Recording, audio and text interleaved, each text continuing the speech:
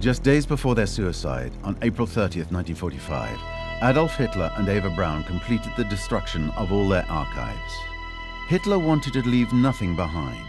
Historians thought they had consulted all the existing accessible archives. 70 years on, thanks to Commandant Raymond Rose, a French officer, now deceased, and a private collector, new political and personal archives of historic significance have been revealed for the first time.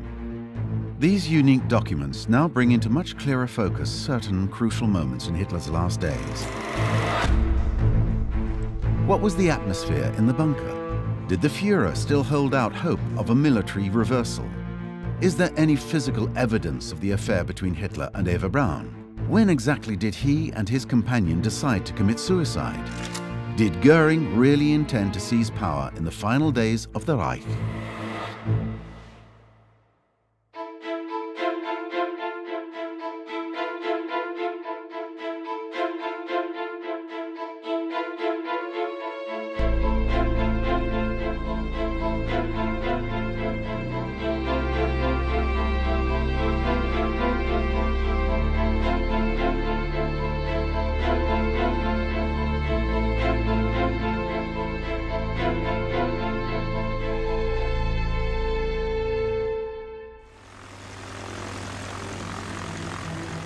The Third Reich has just been destroyed. Berlin, the nerve center of Nazi Germany, is but a heap of ruins. There is nothing left of this capital city that for a few years made the world tremble. The Westerners would arrive and take possession of their occupation zone in Berlin in June. Then they hurried to visit the bunker. Thousands of people visited, eager for a glimpse of what the Soviets called the beast's lair.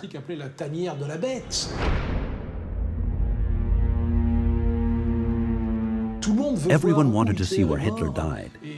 First a procession of personalities. Then came the members of the American, British, French, and Soviet occupation forces, all coming to visit the bunker. Among the military personnel who visited the bunker was a group of French officers. In the afternoon of November 25th, 1945, Commandant Raymond Rose entered what remained of Hitler's Chancellery through the main entrance on Wurststrasse. They had prepared for this expedition. Like their comrades before them, they hoped to make a few discoveries. Commandant Rose described his foray into the basement of Hitler's last headquarters. He sketched 3 maps of his itinerary and the place where he found the Führer's documents. All that remains of the Führer's Chancellery are the walls and empty rooms cluttered with overturned furniture, still bearing the traces of looting. The house is open to all comers. In the main hall, lit by electric torches, you look for a small, hidden door, which leads to an 8-step staircase leading to a second, wider staircase that leads to a vast room with square columns. Though underground, this room is decorated with as much care as any ceremonial hall. Then, at the far end of this already dark room, you must find an iron door with wallflowers. Open it and go deeper underground down a narrow, straight staircase with exactly 26 steps.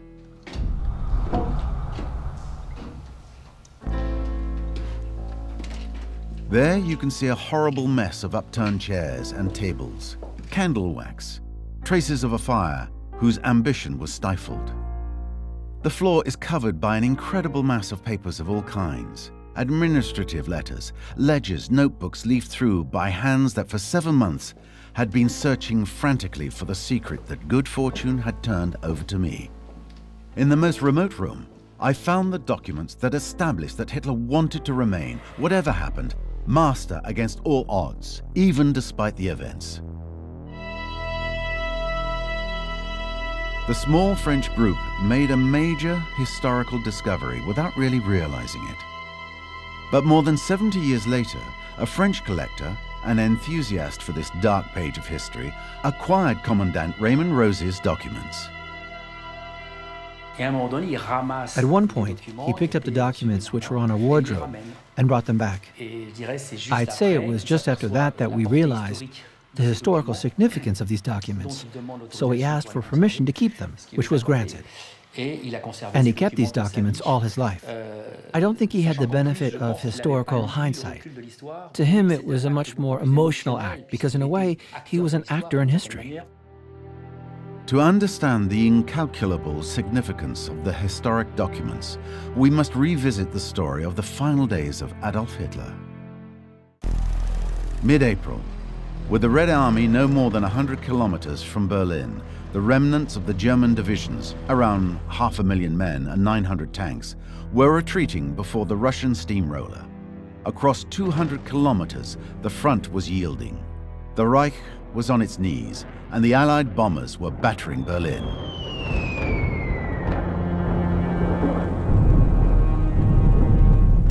Every 10 days brought a daytime raid by the Americans, but every night harassment raids by the British mosquitoes.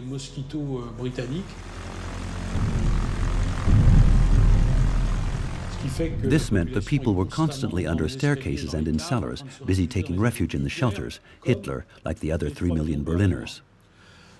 So everyone was exhausted. In fact, that's why the British stepped up the harassment raids. And at one point, the pressure of the bombing became so great that he decided to move out. So he moved into the bunker for good.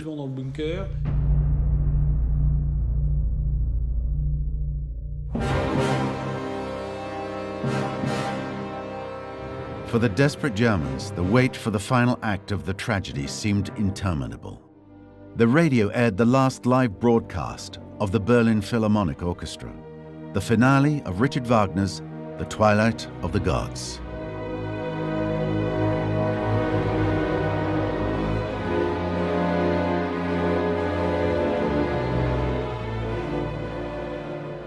Hitler locked himself away in his shelter, a few hundred meters from the Brandenburg Gate, under the gardens of the Chancellery, in the central government district. From this bunker, he directed the final military operations. For a better visualization of the plans to the Chancellery and Hitler's bunker, they have been reconstructed in 3D. What's known as the Führer bunker was built on 2 levels. The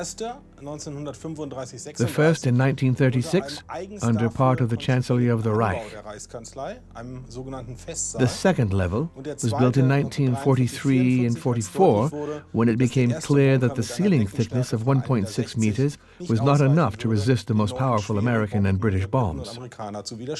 The bunker was a construction of relatively small dimensions.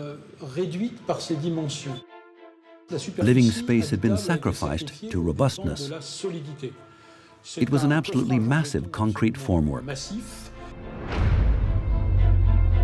Hitler wanted to be sure that he could stay in Berlin and control events from there. I think he was always afraid of being away from Berlin, probably ever since the attempt of July 1944 to overthrow the Nazi government as well as assassinate him, and Berlin was going to be the center of power. Hitler and Albert Speer, his architect and minister of armaments, thought of everything for the bunker. The Führer had to be able to live there for some time with his guards, safe from any air attack. In this part of the bunker, Hitler had planned or ordered a space separate from the rest, a private apartment of 4 small rooms. In the other part of the bunker, there were more rooms, but no privacy. Hitler had reserved 3 absolutely tiny rooms for himself and an adjoining room for his mistress, Eva Braun, with both sharing a small bathroom. There was also a small meeting room where twice a day Hitler would attend meetings to review the military situation with his senior advisors.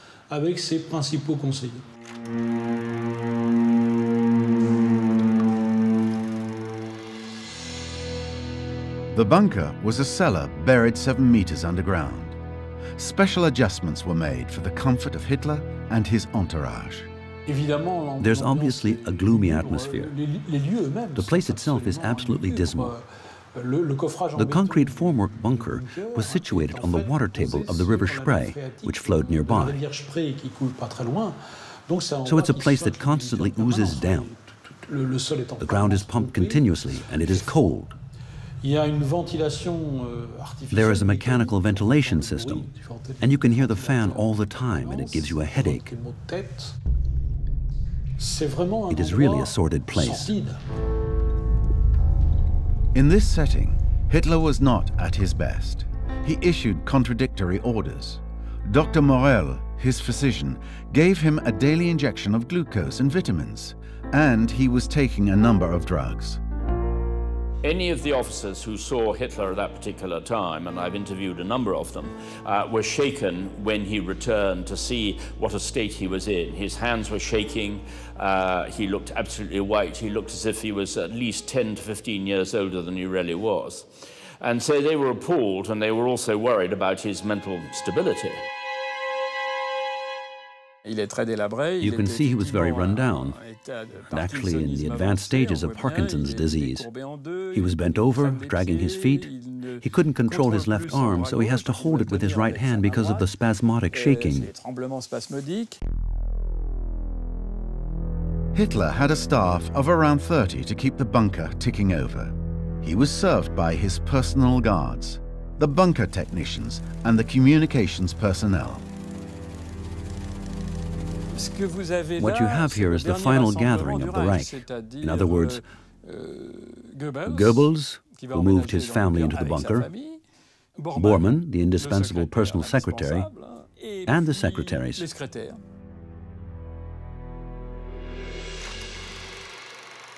Against Hitler's will, his secret companion joined him in the bunker.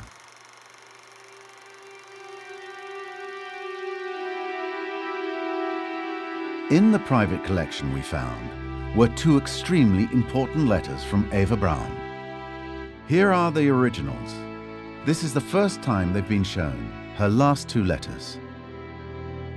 The first is dated April 19th, 1945, addressed to her best friend, Hertha Schneider, who stayed in Bavaria. The secretaries and I shoot every day with handguns, and we're already so proficient that no man dare compete with us. I spend virtually my entire life within that air raid shelter. You can imagine how hard it is to sleep. However, I'm very glad to be close to him, just now.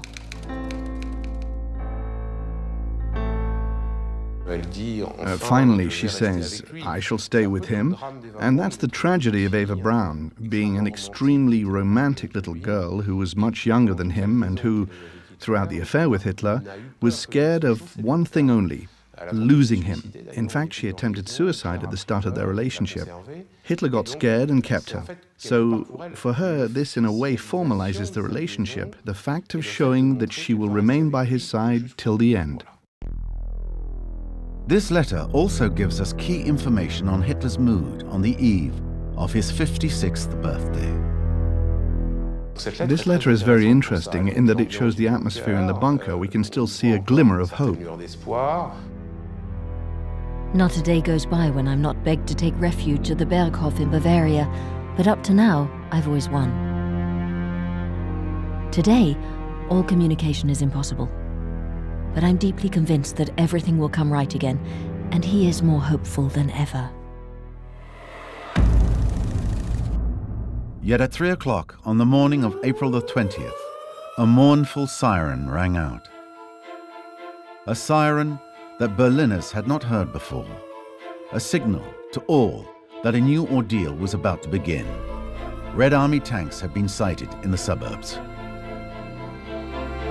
April 20th was indeed a key moment, symbolically, as it was Hitler's birthday, and as the Soviets began to invade Berlin.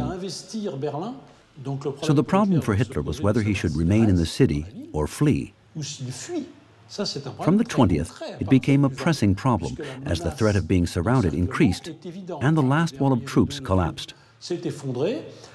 What to do? Run or fight?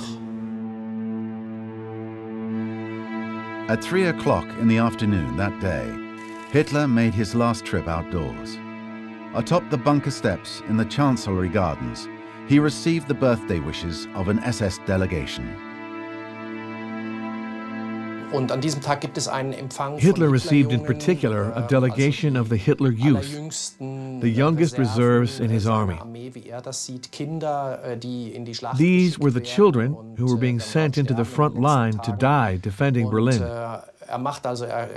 He wanted to honor and reward the bravest amongst them.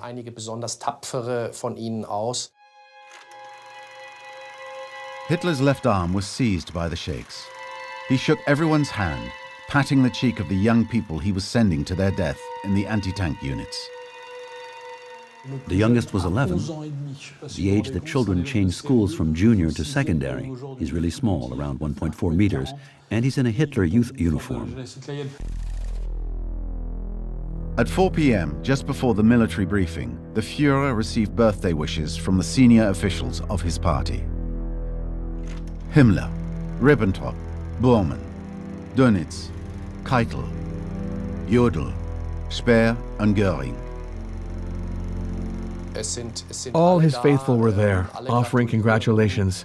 But Hitler accepted it all very grudgingly, as he was quite obviously not in the mood to celebrate his birthday.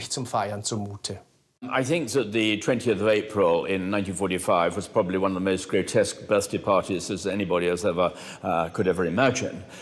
Here you had Goering that morning, who had blown up his famous chateau of Marienhall to make sure that the Russians could never have it, and then all of his looted treasures, the pictures and all, were taken in a convoy of Luftwaffe lorries down to the south. Then he turns up and he arrives along with Keitel and all the other leaders, the Nazi leaders. Most of them, of course, were just desperate to have permission to leave Berlin because they knew that the city was doomed, and many of them tried to persuade Hitler to leave, not so as necessarily to save him, but purely so as to give them the permission to leave themselves. And that day, his mistress, Eva Braun, gave him a gift. A signed photograph. We found her present.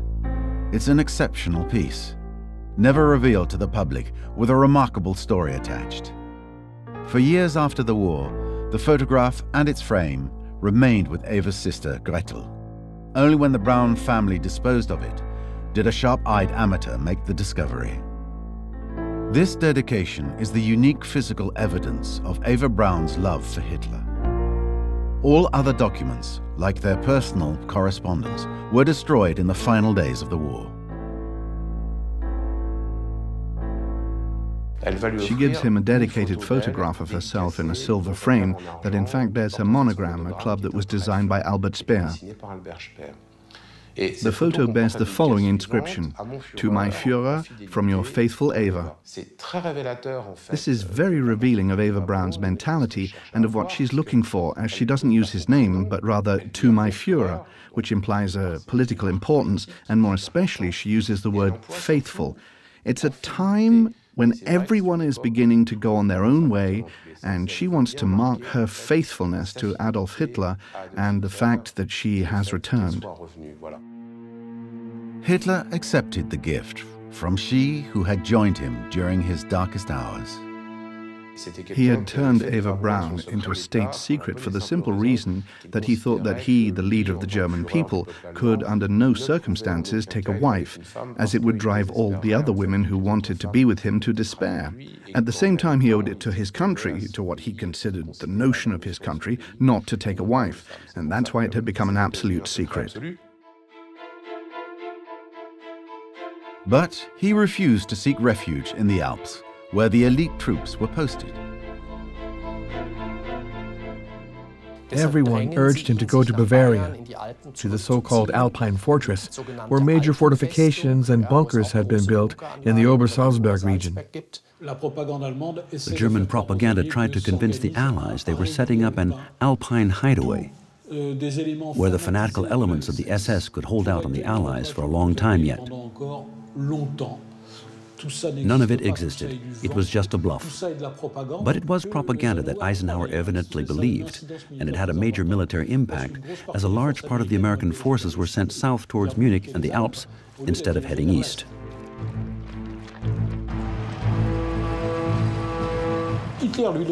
Hitler knew there was no Alpine hideaway. He knew he was just putting off the evil day and decided it was better to die in a staged Wagnerian apocalyptic scene in Berlin, surrounded by his last few troops.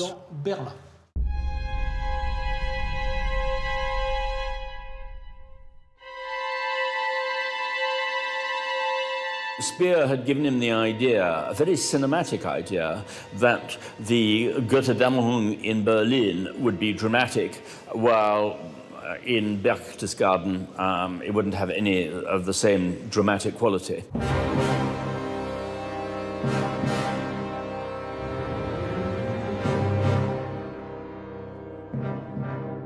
Against the advice of all his staff and those close to him, Hitler decided to stay in Berlin. Victory or death, his last battle would take place in his capital. The birthday ended that night with the final Allied air raid on Berlin. Early in the morning of April the 21st, for the first time since the start of the war, Soviet artillery shells rained down on the stunned city.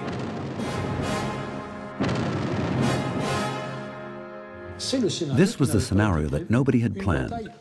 A battle for Berlin. It was obvious that Hitler wanted to make a kind of sequel to Stalingrad. He remembered, as did Goebbels, who he saw every night and who constantly reminded him of this precedent, that eventually a major urban battle may cause a turning point in the war. And Stalin, in agreement with Hitler, decided that, symbolically, taking Berlin did make sense. He who took Berlin, for posterity and for eternity, would be the real victor over the Reich.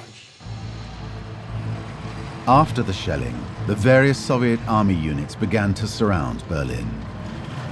They were 10 kilometers from the city center. The first Soviet soldiers entered the center of the German capital. Stalin named the Reichstag as a symbolic target. At this stage of the Russian advance, Hitler was not yet his priority. Moreover, Soviet intelligence services did not know where Hitler was. He might have already fled. In fact, he was there, a few meters underground in the bunker, trying to plan a counter-offensive. Everything was changing from one moment to the other. And of course, the briefings themselves, dealing with the forces, lacked no connection with reality. I mean, Hitler, once again, was looking at the maps, was saying that's an army, that's a division, or whatever, when in fact, they just consisted often of very few men. Holed up in his bunker, Hitler still had 3 army corps around Berlin. General Bussy's 9th Army in the southeast, the Steiner Unit to the north, and the 12th Army to the southwest of the city. It had no armored vehicles, it had no anti-tank guns. They were mainly young soldiers, very enthusiastic, who were prepared to fight to the end, but they simply didn't have the weaponry.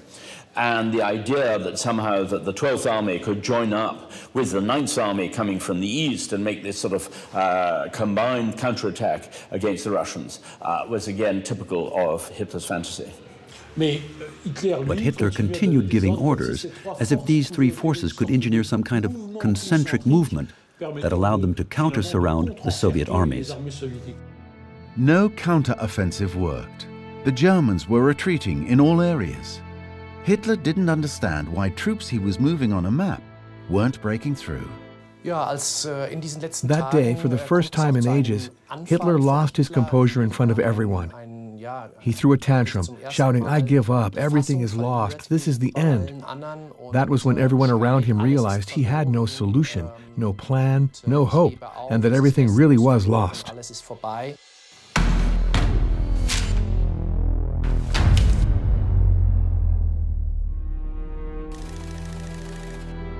Eva Braun shared her despair with Hitler. She described it in this exceptional document, also revealed for the first time. Her last letter, written April the 22nd, was addressed to her best friend, Erta Schneider. These will probably be my last lines. and my last sign of life. I don't dare write to Gretel, so break it to her gently. They both decided to commit suicide.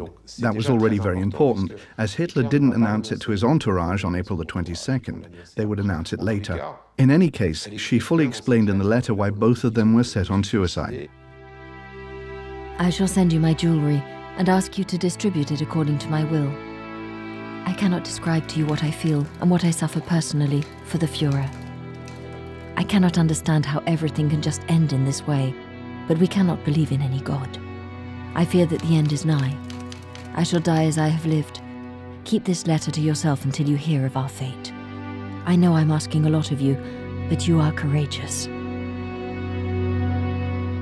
She says she will send her jewelry at the same time and asks her to ensure that her will, she had made a very clear, very detailed will, she asked her to ensure that her will was executed down to the very last detail. This letter, the will and Eva Braun's jewels, left for Bavaria that same day.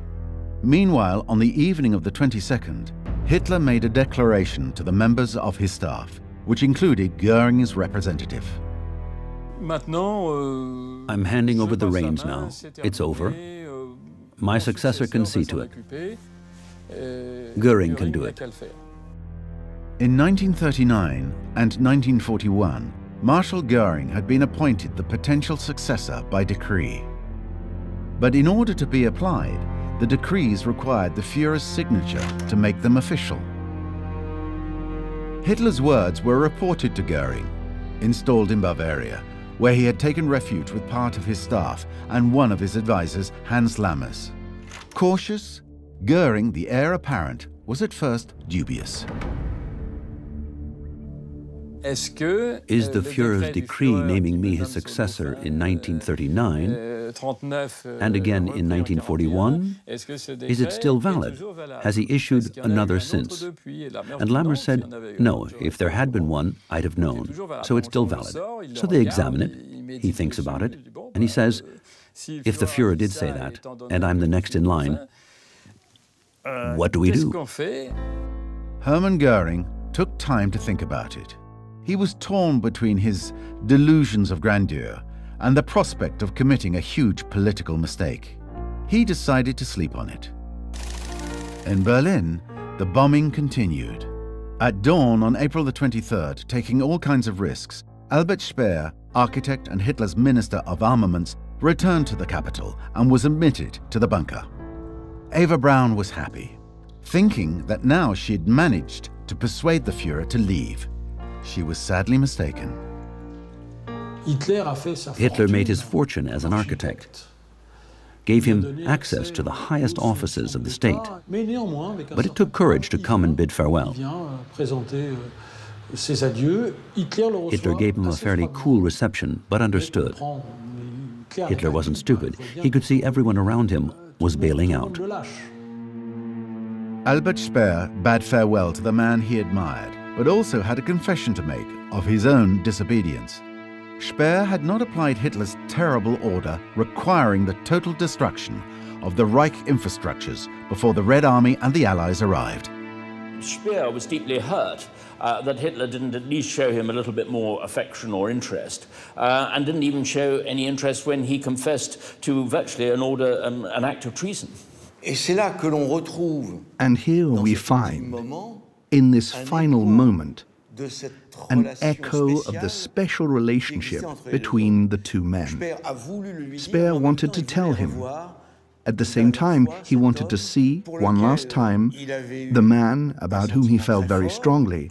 Hitler saw, perhaps, in Speer, a kind of son he never had, which explains this lack of reaction, his passivity to what Speer had said. Others had been executed for much less. Hitler let him go. In the afternoon of April the 23rd, 1945, Hermann Goering finally reached his decision. He wrote to Hitler at 5:43 p.m. Führer, Do you agree, following your decision to remain at your combat post in the fortress of Berlin, that I should assume the leadership of the Reich with full powers, both internally and externally? Goering was thinking, in fact, he'd already made quite a few contacts to try and kickstart peace talks. Goering wanted to be seen as the man who brought peace to Germany, and he sent a telegram to Hitler in the bunker in which he said that if Hitler hadn't shown any sign of life before 10 p.m. on April the 23rd, Goering would take that to mean that he was the new Chancellor and Hitler was no longer in a position to issue commands. This telegram and all the following correspondence were taken from documents discovered in Hitler's bunker by Commandant Rose. In all, 13 original letters and telegrams of historical significance that now allow us to precisely reconstruct the final, extremely tense exchange between Hitler and Goering.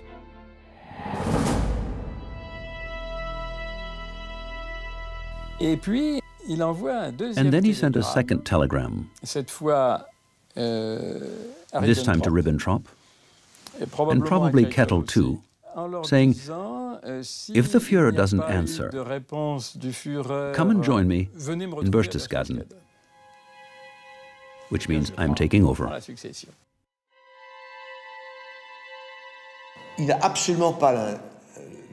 He has absolutely no sense of being disloyal to Hitler. He is reacting to a situation where Hitler is no longer in a position to govern Germany. Were he to replace him, it would, to him, be only temporary. Whatever Goering's intentions, this second message would cost him dearly. When it was handed to Hitler, he was with Goebbels and Bormann, Goering's sworn enemies. He had underestimated, of course, the way that this would play immediately into the hands of his deadly enemy, Bormann, who immediately presented it in such a way to Hitler that Hitler could only see it as outright treason. And Hitler was, by that stage of the war, absolutely convinced that the only reason why they were losing was because he had been betrayed all around. The same evening, Hitler sent a scathing reply to Hermann Goering. The decree only comes into force when I ratify it. There can be no question of my being stripped of freedom of action. I therefore forbid you to take any action of any kind. Signed, Adolf Hitler. On the recommendation of Bormann, his personal chief of staff, Hitler had Goering arrested. At 56 minutes past midnight on April the 24th, Goering replied in a long telegram in which he denied any ulterior motives. I have done nothing while awaiting your reply and stand ready to serve you. May God protect you. Your faithful Hermann Goering. I beg you not to order Frank to arrest me. I give you my word of honor that I strictly obeyed your orders. Late in the morning of the 24th, Hitler dictated another telegram to Goering. This personally signed telegram was unequivocal. Your actions constitute betrayal of the national cause, and such conduct, high treason, deserves the death penalty. Taking into consideration your great services in the past, I offer you a chance to resign, citing serious illness as a reason. I command you to answer immediately yes or no. In the minutes that followed, Goering answered yes to the Führer's demand. He resigned all his offices for health reasons. This marked the succession to power of a shadowy character called Martin Bormann, his secretary since Rudolf Hess had flown to Britain in 1941. And Bormann gave free rein to the hatred he felt for certain personalities, in effect flexing his newfound muscles. Goering was devastated, but that wasn't enough for Bormann. Bormann, who had his own communications center in the bunker, took advantage of Goering's disgrace to advance his pawns. Without informing Hitler, he gave a final order to the officer charged with watching him. Bormann, ordered him to execute them all once Berlin had fallen, or this scenario wasn't enacted, because the SS major who had been handed the mission when Berlin did fall thought that the killing would be pointless. So he didn't carry out the order. Why did he say after the fall of Berlin? Because he knew Hitler wouldn't be alive, so he could settle his scores. Knowing that Goebbels would follow Hitler, he thought, if I can get rid of Goering too, that'll just leave me.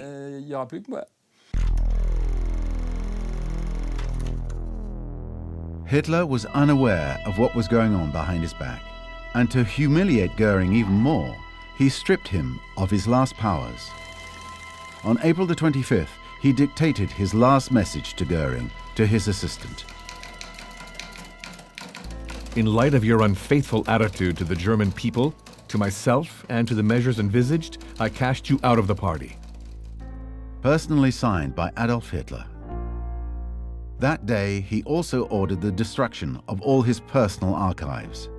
These documents should have been destroyed, but in the panic of the final days, they were miraculously forgotten. Hitler had burned all of his personal archives, which would include some very important correspondence with heads of state.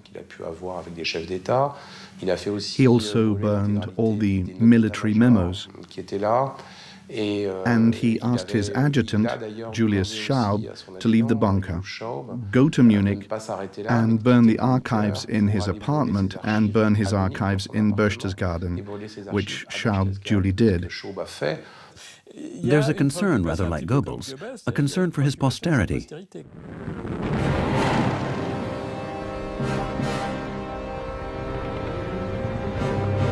The fighting drew nearer.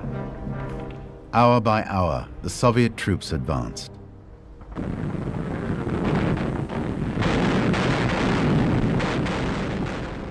At this stage, shells were raining down constantly on the Chancellery gardens just above the bunker. A series of typewritten notes transcribing discussions between Hitler and Goebbels sheds light on the Führer's last military hopes. These documents were conserved by Heinz Lorenz, who headed the bunker's press corps and only published them recently.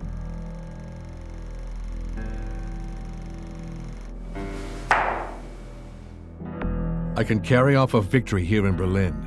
If I obtain that, even just a moral victory would at least have a chance to save face and gain time. In Berlin, our success would have been a global reach. Such success could only be obtained here, where the eyes of the world are trained.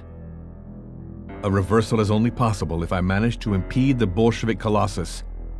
Then the others might come to the conclusion that the only one capable of stopping the colossus is me, the party, and the German state.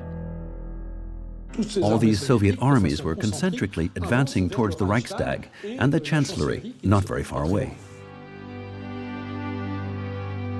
For civilians, the ordeal was never ending. You can imagine the cellars, totally packed. No water, no telephone. Food was becoming a dramatic problem. When a horse was killed in the street, people risked their lives rushing over to cut off a piece of meat. In the midst of this deluge of fire, a woman, a German Air Force ace, managed to land her aircraft alongside Hitler's bunker. It was April the 27th, and confirmed Nazi Hannah Reich and her lover, General Ritter von Greim, wanted to see Hitler urgently. They came down into the bunker, Ritter von Greim lying on a stretcher. He had been shot in the foot as they landed. So why did she come? To try to persuade Hitler to leave the bunker and go, perhaps, to Berchtesgaden. But nothing was to be done, of course. Naturally, he refused. In recent days, Hitler had distributed cyanide pills to his entourage. He also gave a capsule to Hannah Reich so that they could end their lives. This was also symbolic, a sign of honor to her. He was rewarding her for her exploit. Cyanide capsule for Hannah Reich and a promotion for Ritter von Greim, who was appointed commander of the Luftwaffe in place of Goering. They then left as they arrived, taking off under a hail of Soviet fire. They escaped unharmed. Meanwhile, another Nazi dignitary was busy behind the scenes, Heinrich Himmler. He had left Berlin just after Hitler's birthday. The Minister of the Interior and head of the SS offered the Allies the unconditional surrender of Nazi Germany. Sure of himself, Himmler attempted a takeover. On April the 28th, the Allies mocked him in the press. And Eisenhower refused. Totally. His communiqué was published in the Western press. Hitler was hysterical. The man who had orchestrated the final solution for him was stripped of all offices. This latest betrayal by one of his closest acolytes threw him into a furious rage. Still in Berlin, but outside the bunker, SS General Hermann Fegelein was Himmler's liaison officer with Hitler. Hitler was in a mood for vengeance, and the whole idea that Fegelein was ready to leave Berlin, that he was somehow associated with Himmler in what Hitler saw as treachery, meant that he was determined to have him shot. General Fegelein was also Eva Braun's brother-in-law. He was married to her sister Gretel, and Hitler had personally attended their wedding. Eva Braun was not even prepared to beg for the life of Fegelein. She was actually horrified that he was attempting to desert, to abandon the Führer, and she was not going to abandon the Führer, and she felt it was an act of cowardice of him to attempt to escape with his mistress. The fact also that he was betraying her sister by being unfaithful meant that she had no pity for him. Psychologically, Hitler reeled under the blow. In a final conversation, typed and conserved by press officer Heinz Lorenz, Hitler and Goebbels half-heartedly discussed the military situation. If only Wenck would come. I shall try to lie down for a while. I only want to be awoken if a Russian tank pulls up to the bunker, that I might have time to make my arrangements. Now it is my turn to obey the orders of fate. Even if I could save myself, I wouldn't. A captain does not leave a sinking ship. Hitler and Goebbels thought that General Wenck's 12th Army was about to break through the Russian troops surrounding Berlin. The opposite happened. Barely had it arrived than the 12th Army retreated in chaos. Rumor and false report were the people's exhaust valves. For instance, on April 28th, leaflets rained down on Berlin, announcing the arrival of the Wenck army from the southwest. A German army coming to break the Soviets' vice-like grip? That was obviously a lie. The Wenck army was already being kicked out of Potsdam. It would never make it to Berlin itself. But people believed in anything. And after a time came apathy, fear, the desire to live 1, 2, 3 hours more.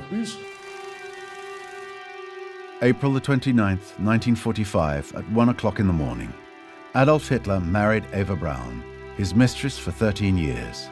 The only witnesses to this union were Goebbels, Bormann, and a registrar. A marriage certificate was signed by the married couple and their witnesses. Hitler pointed out that the ceremony took place at Eva Braun's behest. Surreal, given the circumstances. I think Hitler decided to marry Eva Braun because of all of the treason which he saw taking place around him, that her decision to come and die by his side, he felt needed to be repaid, and he knew that she wanted, above all, to be Frau Hitler. We can also see another meaning. Confirmation that Hitler had understood that the game was up. Why? Because in happier times, his view was, I have only one wife, Germany. And in the name of this great principle, he refused to marry. After a glass of sparkling wine with Eva Braun and the last handful of faithful followers, Hitler withdrew to the meeting room and called his secretary, Traudl Junge. He quickly dictated his political will and testament without hesitation or correction. He'd learned nothing and forgotten nothing. There's still exactly the same obsessions with the Jews, exactly the same obsessions that he'd never done anything wrong, he'd never made any mistakes, it had purely been the question of betrayal. We know that he was a thoroughgoing pathological anti-Semite. I fell victim to the two faces of international Jewry, its Judeo-Bolshevik face to the east and the face of the international Jewish financiers in the west. While the final act of the Hitlerian tragedy was being played out in the bunker, the Red Army launched its last great offensive. The Soviets stopped 500 meters from Hitler's bunker, unaware of its existence. They didn't even know whether the Führer was still in Berlin. They thought that all the high-ranking Nazis were in the Parliament building, the Reichstag. Their target was the Reichstag. In other words, he could have stayed in his bunker another couple of days, and nobody would have been the wiser. Once the Soviets had seized the Reichstag, they expected to find the whole government there. They didn't find it, but that was their aim. On April the 30th, in his personal will, dictated at 3 o'clock in the morning, Hitler announced, "My wife and I choose death to escape the shame of deposition or surrender. It is our wish to be cremated immediately where we lie." Hitler did not want to have his corpse shown as a symbol or as a trophy captured by the Russians. So that's why he wanted to have his body and Eva Braun's body burnt together. I found in the Russian archives the paper, and one could see it was typed with the special Führer type for Hitler, describing the death of Mussolini. Hitler was determined not to have his body strung up like Mussolini's in Italy, and wanted to have his body destroyed completely.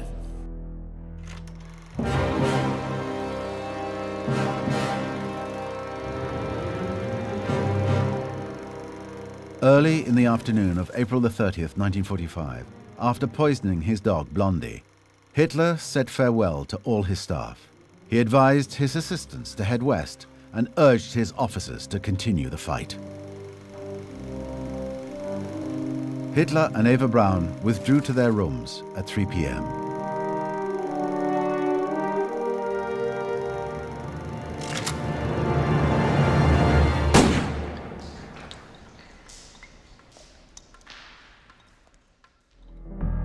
The bodies of Eva Braun and Hitler were immediately burned in the Chancellery gardens, close to one of the bunker's exits. The next day, May the 1st, Magda and Joseph Goebbels committed suicide by gunshot after poisoning their 6 children. The Second World War ended as it had begun, at the behest of Adolf Hitler. For his posthumous posterity, he chose the grandiose mass finale of the Battle of Berlin. He only resigned himself to his own death at the last moment, 48 hours before Soviet soldiers entered the bunker on May the 2nd, 1945 at 3 p.m. Military operations continued until the signature of the German surrender on May the 7th and 8th in Reims and Berlin. The Nazi regime lasted until May the 23rd. With the Führer departed, the pressure was off and everything quickly ground to a halt. But what became of Hitler's body? Who found it first? Smersh agents found the spot covered in soil and underneath the bodies of Hitler and Eva Braun. They took them out of the ground, put them in wooden boxes, because the bodies were burned but not completely destroyed, and sent them for autopsies and to check their teeth. Hitler had a very distinctive bridge. He hated going to the dentist. He had a totally unique bridge, especially made for him, in gold. Once the remains had been formally identified by the Soviet secret services, the myth-making could begin. Stalin did not inform Marshal Zhukov, victor of the Battle of Berlin, of the discovery of Hitler's body. He knew that Hitler was dead, but didn't tell Zhukov, which meant that when Zhukov, who took the Reichstag and was designated, even though Konev had played a part, as the victor of Berlin, when Zhukov gave the famous press conference before the world's assembled journalists, he told them, "We did not identify the body of Hitler. He could have flown away from Berlin at the very last moment." It didn't make sense, because Stalin knew very well he hadn't flown away. But the whole world retained that incredible phrase, what if Hitler wasn't dead? What if he got away? That was the starting point for all the fantasies about Hitler's fate. For at least 30 years, Stalin's omission fueled a delusional pseudo-historical literature. Hundreds of books, articles, and testimonies recorded sightings all over the world, particularly in Latin America. Why did Stalin fail to mention the information concerning Adolf Hitler's body? It was Stalin being duplicitous. He possessed a piece of information that he wouldn't divulge because he would use it periodically in his propaganda to leave a doubt hanging over Hitler's flight to the West. It supported his Cold War line, which went, there is only one anti-fascist power in the world, and that is the Soviet Union. The proof is that perhaps Hitler survived and is being hidden by the Americans or their cronies. It was a propaganda weapon and nothing more. What became of the bunker? Was it destroyed? The spot where Hitler ended his days did not become a memorial for those nostalgic for the Reich. After the fall of the Berlin Wall in 1989, the West found out that the former gardens of the Chancellery, under which the bunker was built, had become a parking lot for the residents of these apartment blocks. It wasn't until 70 years later that a Berlin association installed these signs that provide a precise account of Hitler's last days in the bunker. To date, Soviet authorities have still given no explanation of what was done with the remains. As for the historical documents discovered by Commandant Rose and Bruno Ludu, they have now been made public. They enable us to round out some fundamental aspects of the political and personal story of the 20th century's greatest criminal.